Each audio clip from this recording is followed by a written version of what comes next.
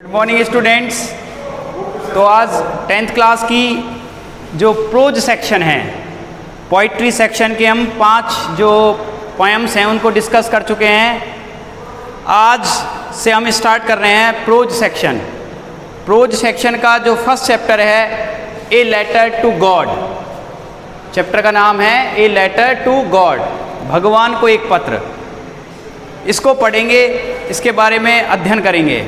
देखिए, मैं चैप्टर को स्टार्ट करने से पहले, रीडिंग करने से पहले चैप्टर की आपको स्टोरी बता देता हूँ कि इस चैप्टर की स्टोरी क्या है, शॉर्टकट में समरी क्या है, ये बता देता हूँ। देखिए, जो ये स्टोरी है ए लेटर टू गॉड, ये फेथ के बारे में है, विश्वास के बारे में है।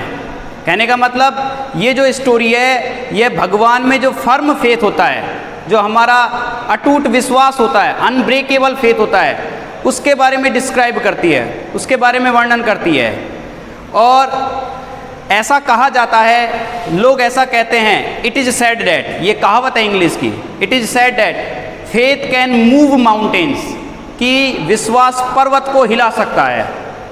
ऐसा कहते हैं, ऐसा लोग कहते हैं कि जो फेथ है वो पर्वत को भी हिला सकता है। तो इस स्टोरी में भी आपको यही देखने को मिलेगा कि कैसे लेंचो नाम का एक फार्मर होता है। क्या नाम होता है फार्मर का? लेंचो। लेंचो नाम का एक फार्मर होता है, और उस लेंचो नाम के फार्मर की जो क्रॉप्स होती हैं, फसल होती है, वो एक हेल स्टॉर्म में, ओलो में, मतलब हेल स्टॉर्म का मतलब ओलो में क्या हो गई थी? डिस्ट्रॉयड, नष्ट हो गई थी। तो उसने क्या किया? भगवान को एक पत्र लिखा। कहने का मतलब वो भगवान को पत्र लिखता है, अपनी मदद, मतलब वो भगवान से मदद मांगता है कि भगवान उसे कुछ पैसों भेजे ताकि वो अपने खेतों को दोबारा बो सके, है ना। और वो पत्र इसलिए लिखता है कि उसका भगवान में फर्म फेथ होता है कि भगवान उसकी मदद करेगा। तो कैसे ये स्टोरी आगे कंटिन्यू होती है, इसको हम पढ़ेंगे। तो थोड़ा सा मैं आपको इंग्लिश में बताऊं तो ऐसे होगा कि this story describes the firm faith in God. This story describes the firm faith in God, and this is story about a poor farmer named Lencho. यह स्टोरी एक गरीब किसान जिसका नाम लेंच होता है उसके बारे में है।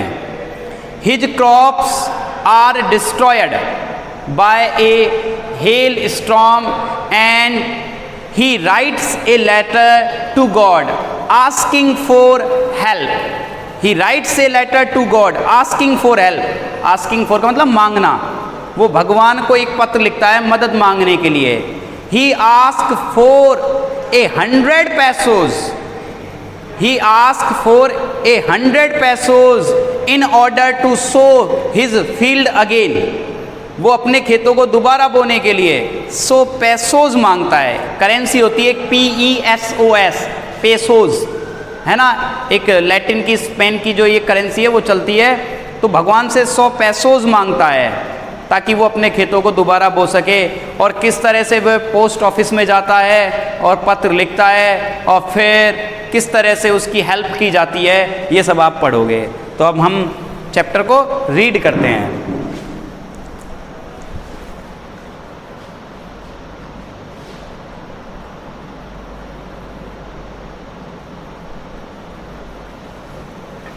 देखिए स्टूडेंट्स, तो चैप्टर स्टार्ट होता है यहाँ से। The house, the only one in the entire valley, set on the crest of A low hill. The house which was the only one in the entire valley, घर, यानी आप बात हो रही है लेंचो के घर की। घर जो कि पूरी वैली में, वैली का मतलब होता है घाटी, पूरी घाटी में एकमात्र था। सेट का मतलब यहाँ हो जाएगा सिचुएटेड, स्थित, मतलब हिंदी में स्थित, इंग्लिश में situated. On the crest, crest का मीनिंग आप देख रहे हो टॉप ऑफ ए लो हिल, एक निचली पहाड़ी के। लो का मतलब जो नीची हो, ज़्यादा ऊंची ना हो, है ना। तो the house which was the only one in the entire valley, घर जो कि पूरी घाटी में एकमात्र था, वो एक हिल पर सिचुएटेड था। The house which was only one, the house was which was the only one in the entire valley, and the house was situated on the top of a hill, and the hill was low heighted. जो पहाड़ी थी वो निचली थी, लो heighted थी, HEIGHTED, लो heighted हिल थी वो। कहने का मतलब आपको क्या बताया गया, आपसे प्रश्न पूछा जाए कि लेंचो का घर कहाँ स्थित था, आपसे पूछा जाए कि लेंचो का घर कहाँ था, तो आप क्या बोलोगे, क्या बोलोगे? The house was situated, the house was situated on the top of a hill, on the top of a hill, एक पहाड़ी की चोटी पर था, and the hill was low heighted, और हिल कैसी थी, निचली थी।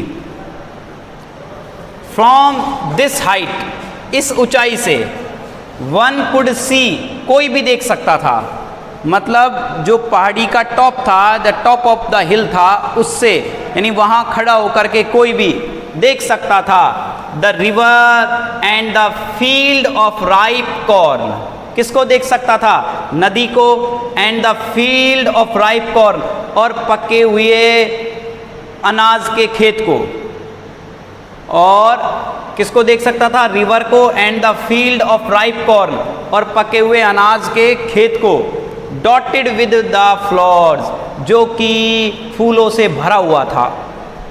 किससे भरा हुआ था वो फील्ड, डॉटेड का मतलब फुल ऑफ, डॉटेड का मतलब क्या हो जाएगा, full of, with the flowers, किससे, फूलों से। तो उस हाइट से, कौन सी हाइट से, जहां पर घर सिचुएटेड था, उस टॉप से कोई भी रिवर को और जो फूलों से भरा हुआ राइप कॉर्न का फील्ड था उसको देख सकता था।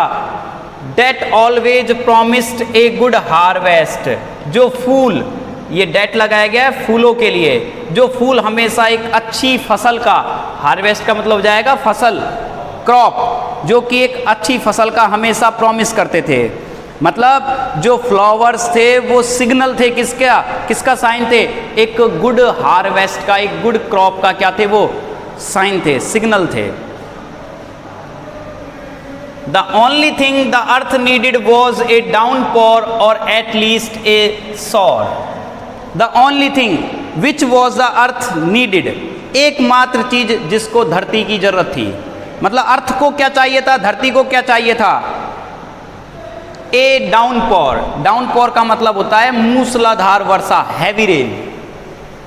The only thing the earth needed, एकमात्र चीज जो धरती को जरूरत थी, वॉज ए डाउनपोर, वो एक भारी बारिश थी, हैवी रेन, और एट लीस्ट ए सॉर, या फिर एक बौछार, हल्की फुल्की बारिश हो जाए चाहे, यानी the earth needed only A downpour or at least a sorry. धरती को किस चीज की जरूरत थी, डाउनपोर की और एक बौछार की, ठीक है ना, क्योंकि जो बारिश थी उससे फसल अच्छी होगी, तो बस एक बारिश की जरूरत थी धरती को।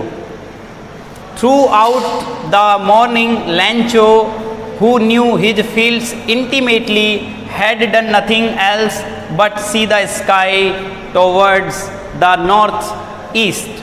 Through out the morning, through out का मतलब एंटायर मॉर्निंग, पूरी सुबह। Lencho, who knew his fields intimately, जो कि अपने खेतों को बड़ा डीपली जानता था, इंटीमेटली मीन्स होता है डीपली, क्लोजली। लेंचो जो कि अपने खेतों को बड़ा अच्छी तरह से जानता था, हैड डन नथिंग, ने कुछ नहीं किया, कहने का मतलब through out the morning Lencho didn't do anything, Lencho ने कुछ नहीं किया, but he saw the sky, केवल उसने आकाश को देखा, towards the north east direction, कौन सी दिशा की ओर, नॉर्थ ईस्ट, उत्तर पूर्व दिशा की ओर आकाश को देखता है बस, क्योंकि उसको उम्मीद थी कि इधर से बादल आएंगे, शायद बारिश हो जाए, तो वो पूरी की पूरी सुबह कुछ नहीं करता और बस नॉर्थ ईस्ट डायरेक्शन की ओर केवल आकाश को देखता है। अब देखिए आकाश को देख करके उसने क्या प्रिडिक्शन की है ना, वो जैसे ही नॉर्थ ईस्ट की ओर देख करके क्या कहता है, फिर देखिए, now we are really going to get some water woman, Lencho said to his wife, Lencho अपनी पत्नी से कहता है, वुमन मतलब उसकी पत्नी, अपनी पत्नी से क्या कह रहा है, अब हम कुछ पानी प्राप्त करने जा रहे हैं। मतलब लेंचो ने अपनी वाइफ से कहा it is going to rain, कि अब क्या होने वाली है, बारिश होने वाली है। We are going to get some water, अब हम कुछ पानी प्राप्त करने वाले हैं। The woman who was preparing supper replied, the woman यानी उसकी पत्नी, वो महिला जो कि क्या कर रही थी, तो आपसे पूछा जाए कि पत्नी क्या कर रही थी उसकी, she was busy in preparing supper, वो सपर को प्रिपेयर करने में, सपर का मतलब होता है the last meal of the day, दिन का आखिरी भोजन, अंतिम भोजन होता है ना, वो रात का खाना तैयार कर रही थी। एंड शी रिप्लाइड, और उसने जवाब दिया, यस गॉड विलिंग, हाँ भगवान की मर्जी है। कहने का मतलब लेंचो अपनी पत्नी से कहता है, अपनी वाइफ से कहता है कि अब हमें कुछ पानी मिल जाएगा, we will get some water for our crop, हम हमारी फसल के लिए कुछ पानी पालेंगे। And his wife also replied that, हाँ भगवान की मर्जी है, मतलब भगवान की कृपा हुई तो पानी हमें मिल ही जाएगा। अब आगे देखिए क्या होता है। अब लेंचो के जो बच्चे थे, the older boys were working in the field while the smaller boys were playing near the house, जो बड़े वाले लड़के थे वो फील्ड में काम कर रहे थे, और जो छोटे वाले स्मॉलर वन, छोटे उसके लड़के थे, were playing near the house, वो घर के पास खेल रहे थे। तो what were the older boys doing, बड़े बच्चे क्या कर रहे थे, क्या बोलोगे आप, the older boys were playing, sorry the older boys were working in the field and the smaller boys were playing near the house until the woman called out to them all, तब तक कि जब तक खेल रहे थे और काम कर रहे थे, जब तक कि उनकी माँ ने, मतलब उस औरत ने उन्हें नहीं पुकारा, है ना। कहने का मतलब when the boys were playing and working then their mother called them, तब उनकी माँ ने उन्हें पुकारा, called them for dinner, किसके लिए पुकारा, खाने के लिए, डिनर मतलब खाना, रात का खाना, उन्हें खाने के लिए पुकारा। ठीक है, अब क्या होता है देखिए, it was during the meal, और खाने के दौरान जब वो खाना खा रहे थे, just as Lencho had predicted, जैसा कि लेंचो ने प्रिडिक्ट कर रखा था, जैसा कि लेंचो ने प्रिडिक्ट कर रखा था। क्या प्रिडिक्शन कर रखी थी, प्रिडिक्ट का मतलब होता है भविष्यवाणी, है ना। जैसा कि लेंचो ने पहले ही कह रखा था, कब कहा था उसने, कि आकाश की ओर देखता है, ईस्ट नॉर्थ की ओर, नॉर्थ ईस्ट की ओर, कि भाई हमें कुछ पानी मिलने वाला है, बारिश होने वाली है। तो जैसा उसने प्रिडिक्ट कर रखा था, तो उसकी प्रिडिक्शन प्रूव हुई, the prediction of Lencho proved to be true, उसकी जो प्रिडिक्शन थी वो ट्रू प्रूव हुई। क्या हुआ, क्या इंसिडेंट हुई, तो what happened during the meal, भोजन के दौरान क्या हुआ, जब वो भोजन कर रहे थे, ये बात इंपॉर्टेंट है। Big drops of rain began to fall, क्या हुआ, बारिश की बड़ी बड़ी बूंदें बिगेन टू फॉल, गिरने लगी। कहने का मतलब इट बिगेन टू रेन, बारिश होने लगी। इन द नॉर्थ ईस्ट, कौन सी साइड में, उत्तर पूर्व की दिशा में, huge mountains of clouds could be seen approaching, जो बादल थे उनके पर्वत, बड़े बड़े पर्वत, कहने का मतलब बहुत बड़े बड़े बादल, कुड बी सीन अप्रोचिंग, आते हुए दिखाई दे सकते थे। कहने का मतलब जो नॉर्थ ईस्ट साइड थी वहाँ से बादल आते हुए दिखाई दे रहे थे। The air was fresh and sweet, हवा बड़ी ताज़ा थी और स्वीट, बड़ी सुहावनी, बड़ी प्लेजर थी। द मैन वेंट आउट, जो लेंचो था, मैन लेंचो के लिए लगाया गया, आदमी बाहर गया, for no other reason than to have the pleasure of feeling the rain on his body, अपनी बॉडी पर, अपने शरीर पर बारिश की जो प्लेजर है, आनंद है, उसको फील करने के लिए।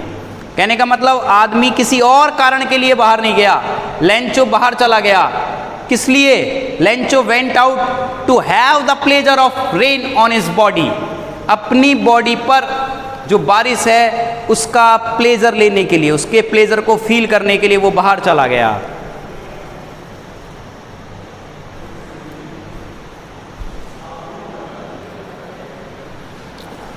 And when he returned he exclaimed, और जब वह वापस लौटा मतलब बाहर से अपने घर में अंदर आया, ही एक्सक्लेम्ड, तो वो सडनली, एक्सक्लेम्ड का मतलब होता है क्राइड आउट सडनली, तेजी से चिल्लाया, जोर से चिल्लाया, अचानक चिल्लाया। क्या चिल्लाया?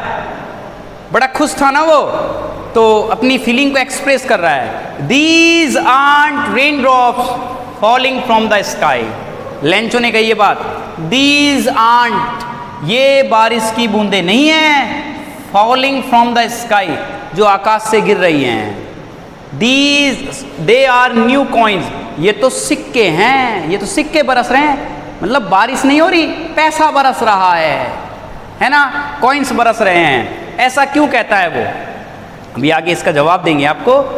द बिग ड्रॉप्स, जो बड़ी बूंदे हैं, आर 10 सेंट पीसेज, वो 10 सेंट के टुकड़े हैं। कहने का मतलब 10 सेंट के कॉइन है वो, जो बड़ी बड़ी बूंदे गिर रही हैं वो 10 सेंट, सेंट करेंसी होती है, उसके कॉइन है।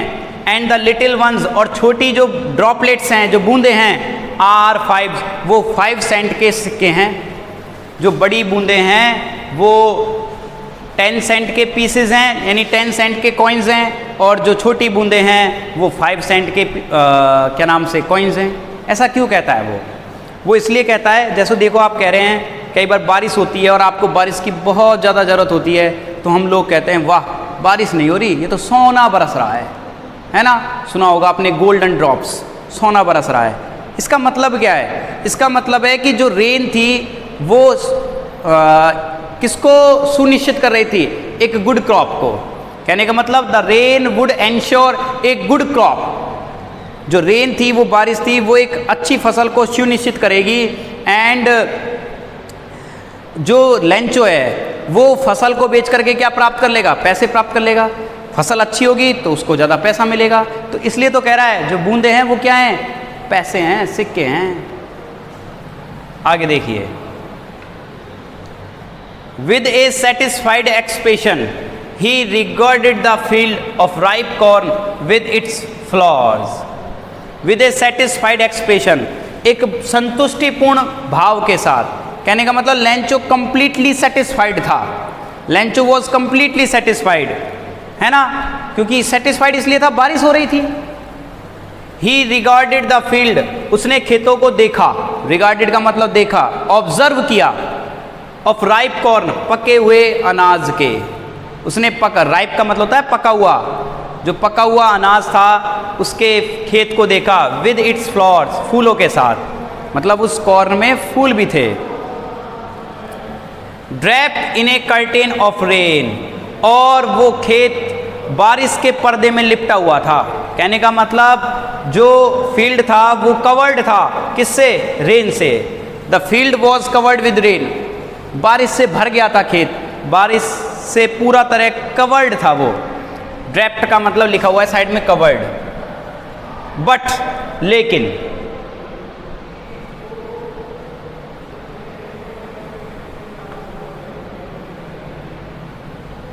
देखिए आप, but suddenly a strong wind began to blow and along with the rain very large hail stones began to fall. लेकिन अब क्या होता है कि रेन सडनली चेंज हो जाती है, बारिश में चेंज आ गया।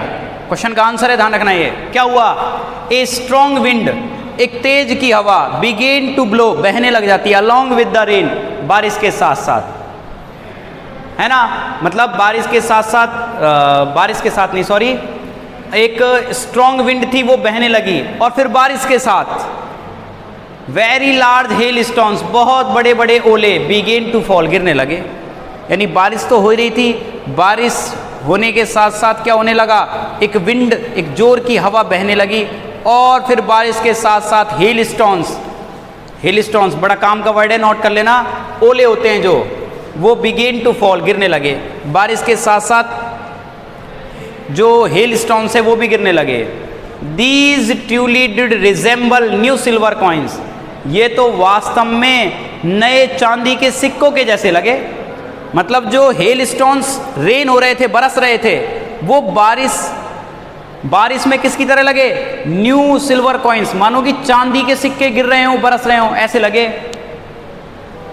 द बॉयज, जो लेंचो के लड़के थे, exposing themselves to the rain, अपने आप को बाहर बारिश में एक्सपोज करते हुए। एक्सपोज का मतलब अनकवर्ड, अपने आप को अनकवर्ड करते हुए, कहने का मतलब अपने खुद के कपड़े उतार करके, अपने आप को नग्न करके, न्यूड करके। रैन आउट टू कलेक्ट, बाहर बारिश में दौड़ गए। To collect the frozen pearls, उन हेल स्टोन्स को, उन जमे हुए मोतियों को गैदर करने के लिए, एकत्रित करने के लिए वो लड़के बाहर बारिश में चले गए उन हेल स्टोन्स को कलेक्ट करने के लिए। ऐसा करते हैं बच्चे, जब ओले पड़ते हैं, आपने देखा होगा, तो बच्चे जो ओले गिरते हैं उनको कलेक्ट करने लग जाते हैं। तो इसी तरह से वो लड़के अपने आप को अनकवर्ड करते हुए, अपने आप को एक्सपोज करते हुए बाहर बारिश में चले गए उन हिल स्टोन्स को कवर करते हुए, कलेक्ट करने के लिए।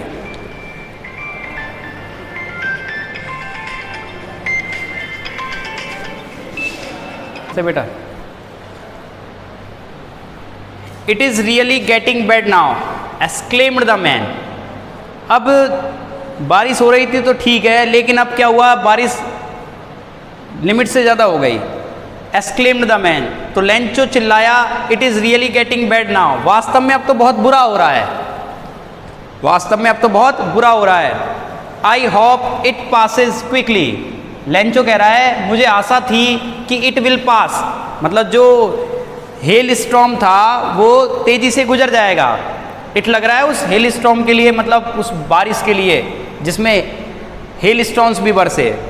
आई होप, मुझे आशा थी, it will pass quickly, but it did not pass quickly, लेकिन यह तेज़ी से नहीं गुजरा। कहने का मतलब जो हिल स्टोन की बारिश थी वो तेज़ी से नहीं गुजरी। For an hour the hail rained on the house, the garden, the hill side, the cornfield, on the whole valley, और 1 घंटे तक वो ओले बरसे।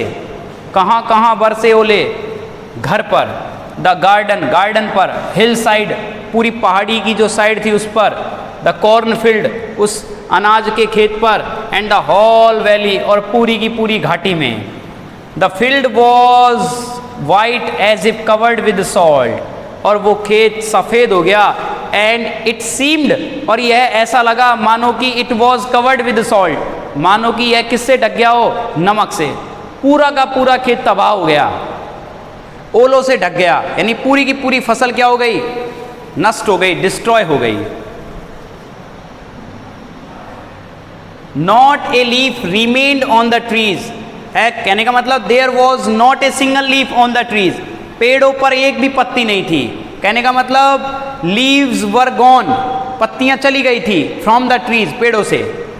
Not a leaf on the trees, पेड़ों पर पत्तियां नहीं थी। The corn was totally destroyed, जो कॉर्न थी, जो फसल थी वो पूरी तरह डिस्ट्रॉयड क्या हो गई? तबाह हो गई, रुंड, बर्बाद हो गई। The flowers were gone from the plants, और पौधों से फूल भी चले गए। Lencho's soul was filled with sadness, और लेंचो सैडनेस से भर गया। Lencho was filled with sadness, Lencho की आत्मा दुख से भर गई। अब इतना पढ़ लिया है हमने, इसके आगे का जो पार्ट है वो नेक्स्ट वीडियो में पढ़ेंगे।